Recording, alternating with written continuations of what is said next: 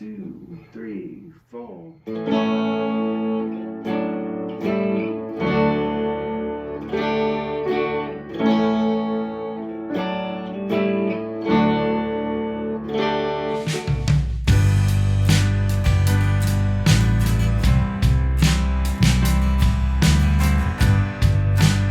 I moved to Nashville in 2013 and I picked up and left. I had nowhere to live. I didn't have a job. Thankfully, my friend Jay let me sleep on his floor until I found a place to live.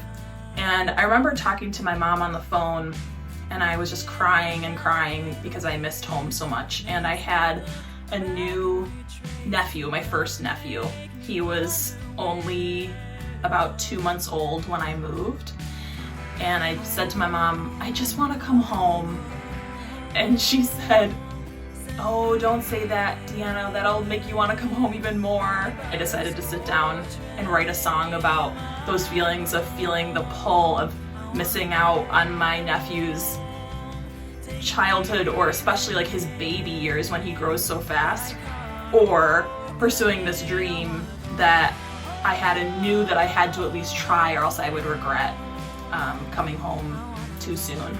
Lyrics are pretty simple because that is a simple and relatable and universal feeling of just wanting to be home and wanting to be comforted in some place that's familiar. Little one, we had you for a while, but now you're gone. I wrote this song in late April, early May of 2020. It had only been a little less than 2 months into the COVID-19 pandemic here in the US. I got news that my sister's father-in-law passed away, and he passed away pretty quickly from a cancer diagnosis. And I was stuck at home alone, just so grieved and sad about it, and sad that I couldn't see my brother-in-law and his family and my sister even to support them in person because of the COVID restrictions.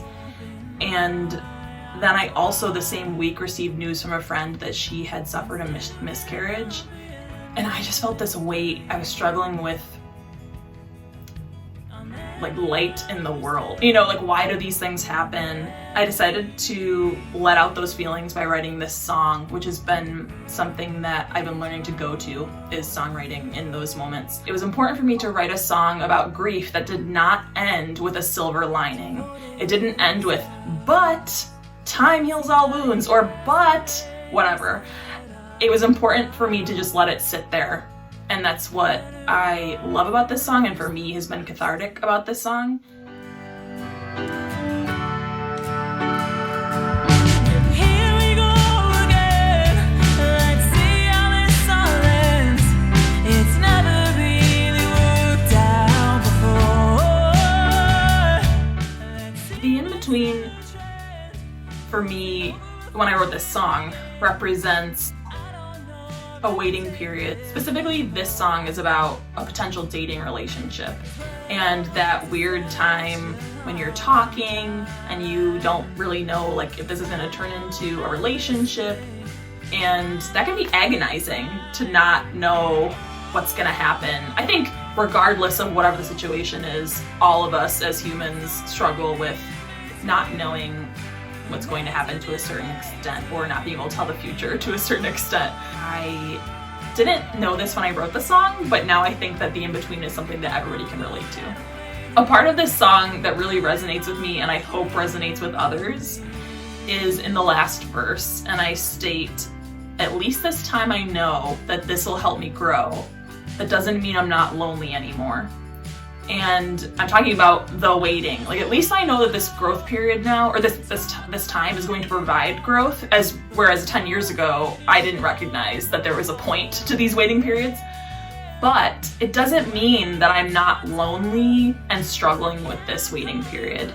And that's important, because I think that sometimes we as people put pressures on ourselves and others to wait things out gracefully and with lots of positivity and all happiness. And it's okay to be lonely or sad or confused in those times, and again, move through those times.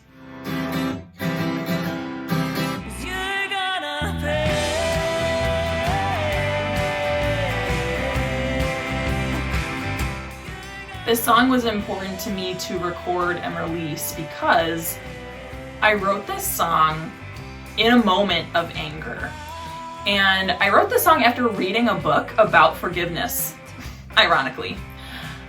And it compared forgiveness to paying a debt for someone that they owe you. And I felt the opposite. I felt like, no, I'm not gonna pay your debt. I say that in the song. You need to pay for these actions. And for a long time I didn't share this song because it felt uncomfortable to share such strong anger and strong emotion that people, including myself, are really uncomfortable with. We're really uncomfortable with anger. And then when I sent it to my producer Dave for review, he suggested putting it on the EP. And I was a little afraid, and then I realized, no, people need to hear this song because we shouldn't hide our anger. That's just gonna make us sick, like mentally and physically, if we suppress our anger. And I love this song because this is the healthy way to deal with anger, is write a song about it. I did not go to this guy that the song is about and hurt him with my words. I didn't hurt him physically. I felt it and I wrote a song about it, and that's how I processed it. And I think that's important for people to hear, and I hope people feel seen and like they can express their anger in a safe and healthy way with this song.